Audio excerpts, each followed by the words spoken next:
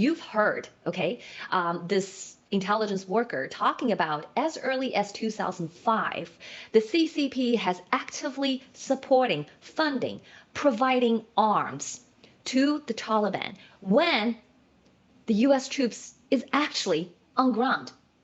Okay, so they're doing it secretly behind the U.S. back.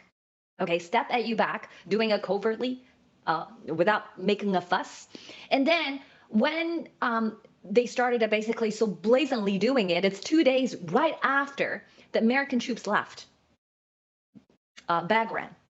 Okay, so they moved in. 150 people landed in the Bagram or Bagram airfields, and then basically start doing things. And one of the things you need to mention that he mentioned is a very, very troubling things. They call something the deal between Taliban, which is non-terrorist group. Okay, they're known for killing women, raping women, babies, kids, whatever. Okay.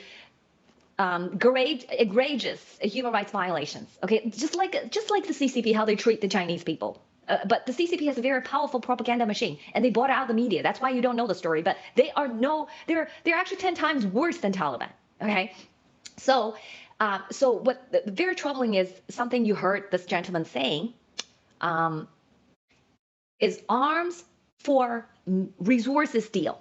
Okay, so this is a key because this is a game that I think Americans start figuring out. Okay, so you have a communist left kind of a non-geos pushing. Remember the pincer model?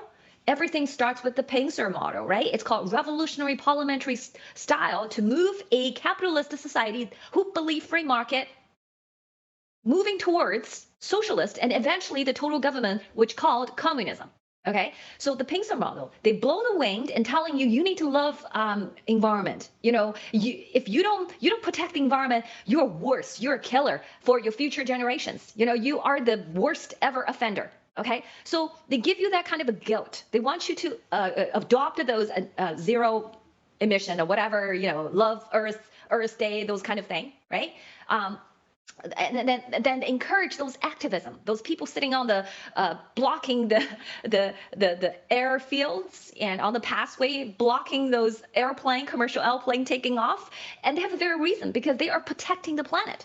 Okay, but here the CCP has already planned that way because on the other hand, they're trading arms for resources. Why do they want to halt on those resources? Lithium, gold, cobalt, nickel around the world. Why?